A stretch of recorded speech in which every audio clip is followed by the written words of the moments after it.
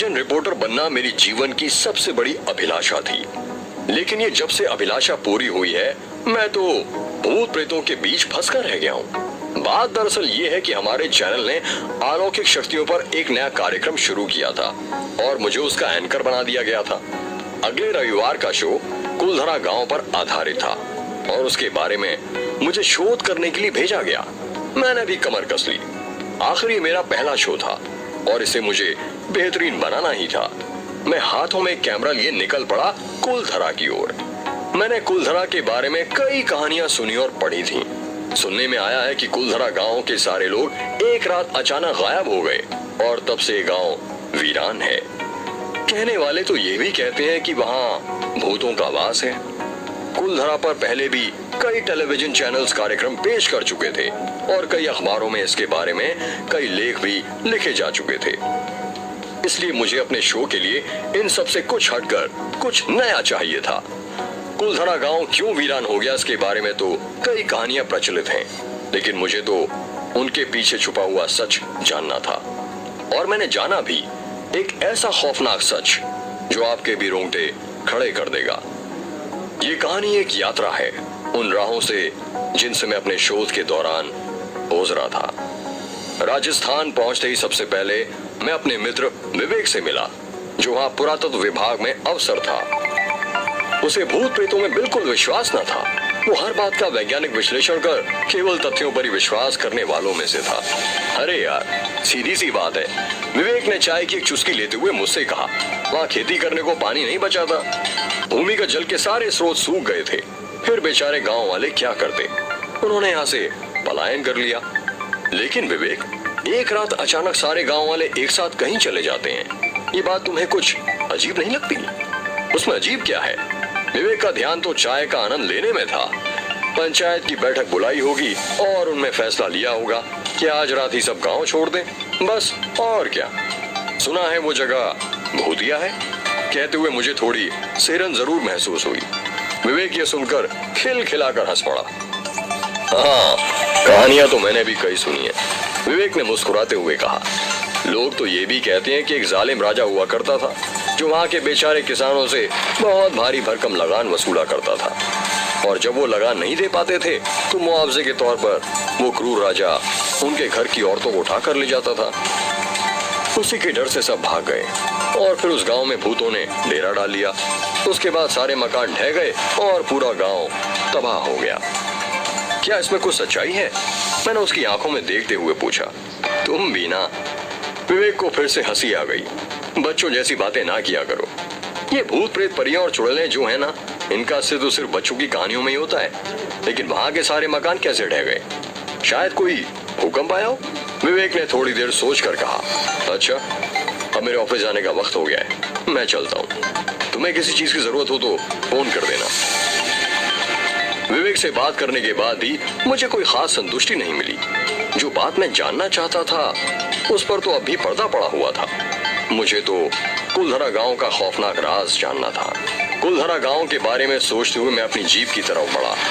मुझे समझ नहीं आ रहा था कि मैं किस बात का विश्वास करूं, किससे पूछूं, कौन है जो मुझे सच बता सकता है। इन्हीं ख्यालों में खोए हुए मैं अपनी जीप में जाकर बैठ गया। हर सवाल का जवाब विद्वान के पास नहीं होता साहब, जीप का ड्राइवर बोला। क्या मतलब? मैंने बड़ी कौतुकता से उसे देखा और पूछा, तुम कहना क्या चाहते हो? कहानियां तो आपको बहुत सारी सुनने को मिल जाएंगी साहब, ड्राइवर ने कहा, लेकिन अगर आपको सच जानना है तो मैं आपकी मुलाकात एक ऐसे व्यक्ति से करवा सकता हूँ जो उस रात का सच जानता है। और यकीन मानिए साहब, उनके अलावा और कोई भी पूरा सच नहीं जानता। बाकी सब तो बस कहानियां बुनते हैं। वो कौन है? किशन मंदिर के पुजारी श्री आलोकानंद बाबा। ड्राइवर की आंखों में उस व्यक्ति के लिए सम्मान साफ झलक रहा था। सदियों पहले उनका परिवार उसी गांव में रहता था। क्या आप मिलना चाहेंगे उनसे? ठीक है, उसकी बातों ने मेरी उत्सुकता को बढ़ा दिया। वहीं चलते हैं।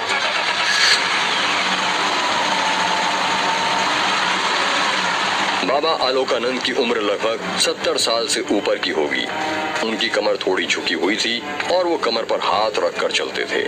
उनके सिर के बाल काफी झड़ चुके थे और उनकी दाढ़ी पूरी सफेद हो चुकी थी। वो सफेद धोती कुर्ता पहने हुए थे और माथे पर लाल रंग का बड़ा सा तिलक लगाए हुए थे। ड्राइवर ने मेरा परिचय उनसे करवाया और मेरे आने का उद्देश्य भी बताया। मैंने पास जाकर उनके पैर छुए। आयुष्मान भव, उन्होंने मेरे सिर पर हाथ रखकर कहा। मेरी कुटिया यहीं पास में ही है, चलो वहीं चलकर बात करते हैं। बाबा मुझे अपनी कुटिया में ले गए और जलपान भी कराया। कई सदियों पहले कुलधरा गांव में एक परिवार रहता था जिसके मुखिया किशोरी लाल थे। बाबा मेरे सामने रखी कुर्सी पर बैठकर कहानी सुनाने लगे।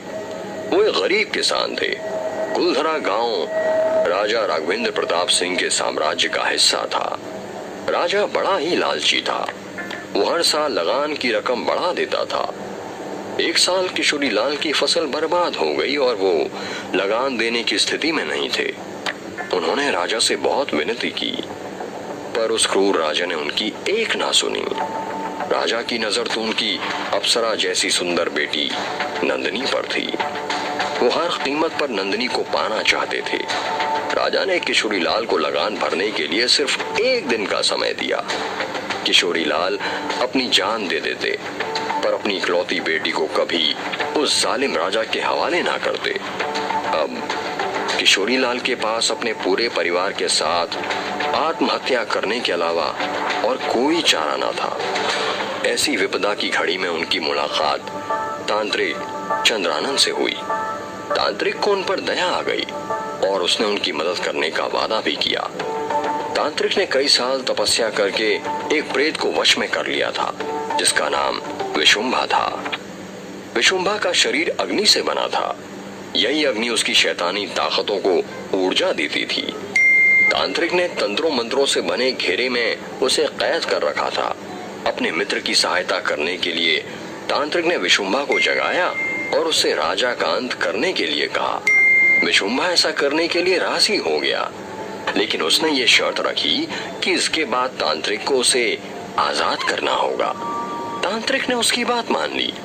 विशुंभा ने उसी रात राजा राघवेंद्र को मार गिराया। अत्याचारी राजा की मृत्यु की खबर सुनकर प्रजा बहुत खुश हुई। विशुंभा वापस आया और उसने तांत्रिक से स्वयं को आजाद करने का आग्रह किया, लेकिन तांत्रिक को ऐसा करना ठीक न लगा। उसने वर्षों की तपस्या से विशुंभा को अपने काबू में किया था। अब वो उसे आजाद करके अपनी कठिन तपस्या पर पानी नहीं फेरना चाहता था।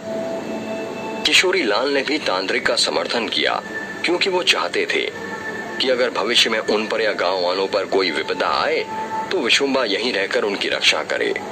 उनकी सहमति से तांत्रिक ने छल से विशुंभा को फिर से कैद करने का प्रयत्न किया।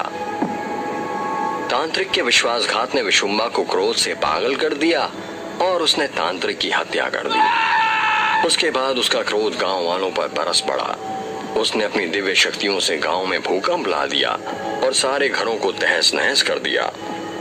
विशुंभा के शरीर से निकलती आग की लपटों ने गांव का सारा पानी भी सोख लिया। इससे पहले कि विशुंभा उन्हें भी मार डालता, सब गांव वाले अपनी जान बचाकर वहां से भाग गए। तांत्रिक के मंत्रों के जाल में बंधे होने के कारण विशुंभा कुलधरा गांव से कभी आजाद ना हो पाया। उसके डर के मारे गांव वाले फिर कभी वापस ना आए। बाबा ने अपनी आंखें बंद की और एक गहरी सांस ली। कुछ पलों बाद उन्होंने अपनी आंखें खोली और बड़े प्यार से मुझे देखा। मैं किशोरी लाल जी का ही वंशज हूँ। बाबा ने एक मंद मुस्कान के साथ कहा, कुलधरा का ये खौफनाक राज हमारे परिवार ने सबसे आज तक छुपा कर रखा था, और वो इसलिए क्योंकि हम जानते थे कि कुलधरा की तबाही के लिए सब हमें ही दोषी ठहराएंगे।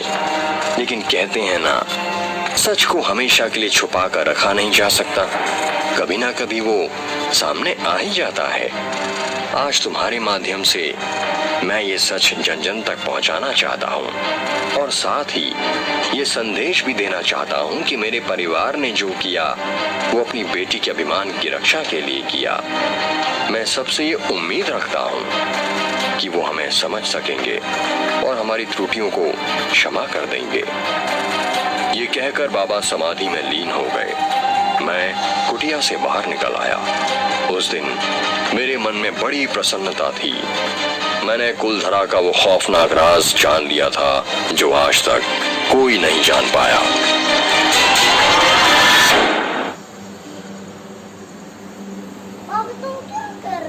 अगर वीडियो पसंद आया है तो लाइक करें, सब्सक्राइब करें और बेल आइकन को दबाना बिल्कुल ना भूलें।